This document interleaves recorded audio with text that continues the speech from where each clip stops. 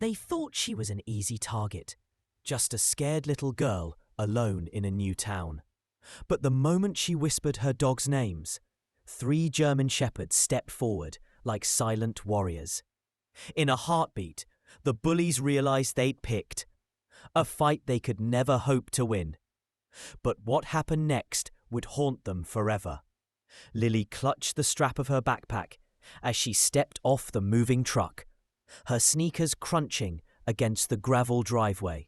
The street was lined with tidy houses and neatly trimmed hedges, but to her, it all looked unfamiliar, too perfect, like a place she didn't belong.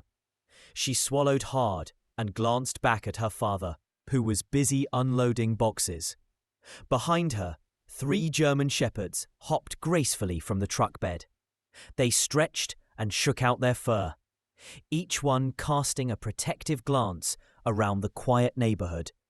Max, the biggest of the 3, sat close to Lily's side, pressing his shoulder into her leg, as if reminding. Neighbors peeked from behind their curtains or paused on the sidewalk to stare. A few kids across the street watched openly, whispering to each other behind their hands. It wasn't every day someone new moved in with 3 enormous dogs. Lily kept her eyes down, pretending not to notice the curious stares. She had gotten used to it. The whispers, the pointing, the questions. Her father always told her to hold her head high and ignore the gossip. But it was easier to let the dogs do the talking. They walked into the yard together, the German shepherds forming a quiet triangle around her. As she reached the porch, Lily felt Max's warm breath against her hand. She took a slow breath and lifted her chin, hoping maybe this time things would be different. The first few days passed without incident. Lily kept to herself, sitting in the back row of her new classroom, and slipping out the door as soon as the bell rang. Every afternoon she would.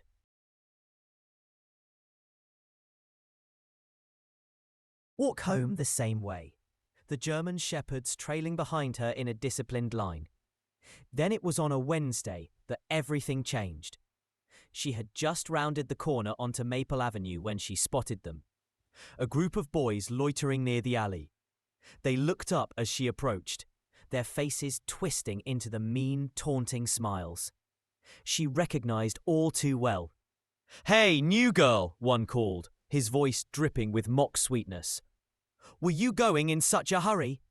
Lily tightened her grip on the leashes and kept walking, eyes fixed on the sidewalk. Max let out a low warning rumble, but she gave his lead a gentle tug to keep him close. Another boy stepped forward, blocking her path. "What's the matter? Too good to talk to us?" He reached out like he might grab her sleeve.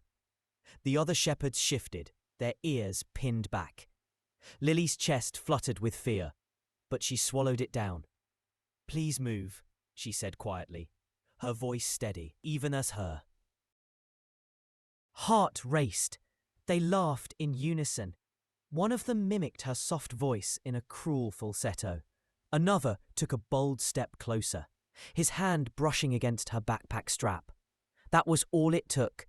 Max's growl turned into a deep, echoing snarl that silenced every giggle in an instant. That Lily's breath came faster now. But she didn't back away. Max moved a half step in front of her, muscles tense beneath his thick fur. His golden eyes locked on the boy's hand, daring him to try again. "Whoa!" one of the boys muttered, glancing nervously at his friends. "Those dogs look serious."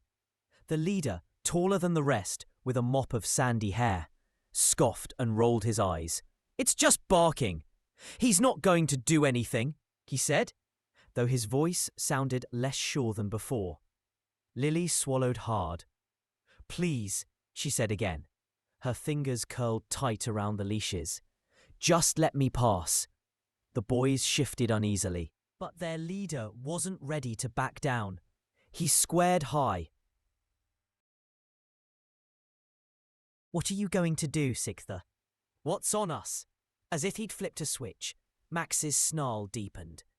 The other two shepherds stepped forward in perfect unison, forming a solid wall of fur and bare teeth between Lily and the boys.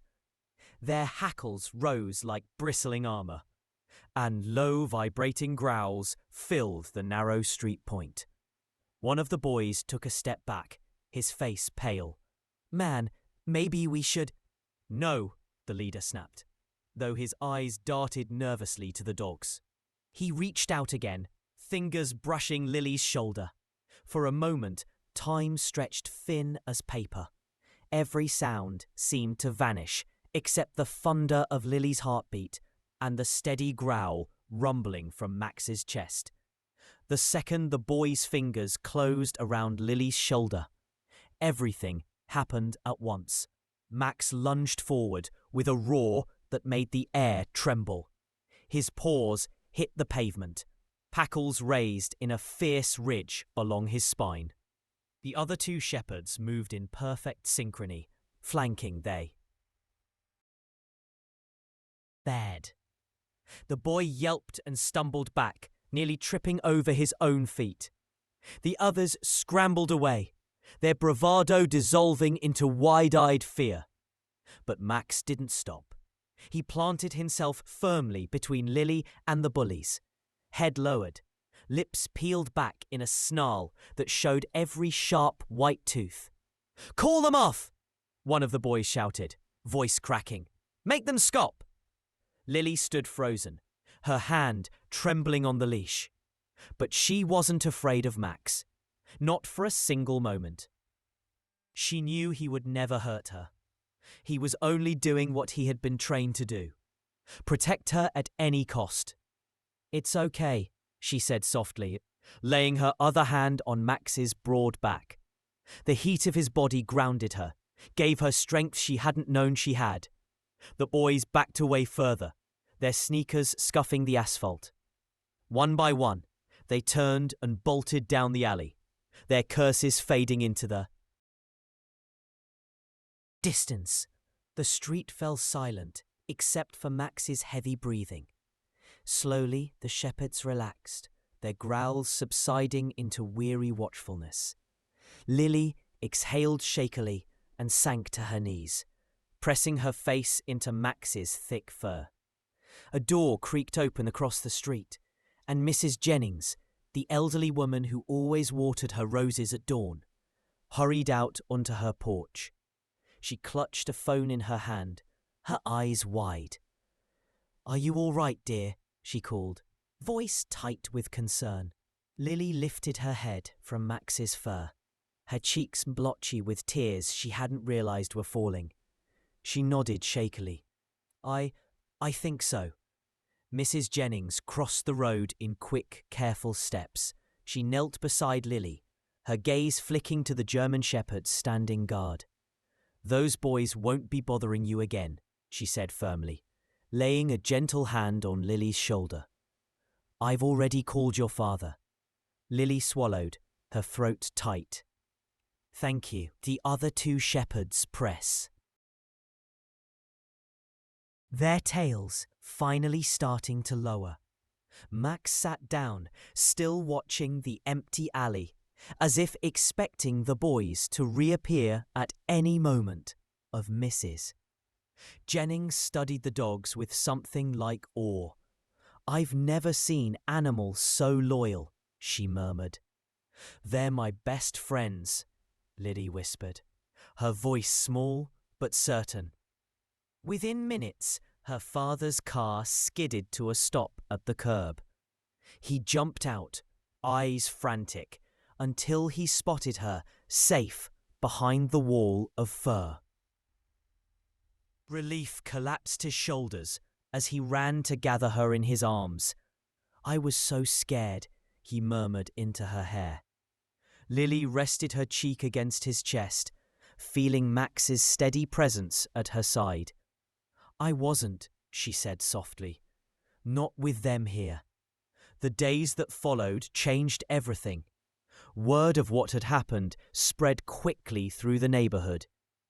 Kids who had once pointed and whispered when Lily walked by now looked at her with something closer to respect, or maybe just caution. Even the boys who had came near again. That on her next walk home, Lily felt her heart beat easier. The German shepherds moved beside her, their heads high and ears flicking at every sound. Max glanced up at her often, as if checking to be sure she was still okay. Every time she reached down to brush her fingers along his back, grateful all over again that he was there at school. Things were different too. No one dared to taunt her or call her names. A few kids even asked if they could pet the dog someday. Lily still didn't have many words, but she found herself smiling more point. One evening, her father sat beside her on the porch steps while the dogs sprawled at their feet. "You're brave, you know," he said quietly. She looked over at Max, then back at her father. "Maybe," she admitted, "but it's easier to be brave when you have someone who would fight for you." And in that golden hour light, she believed.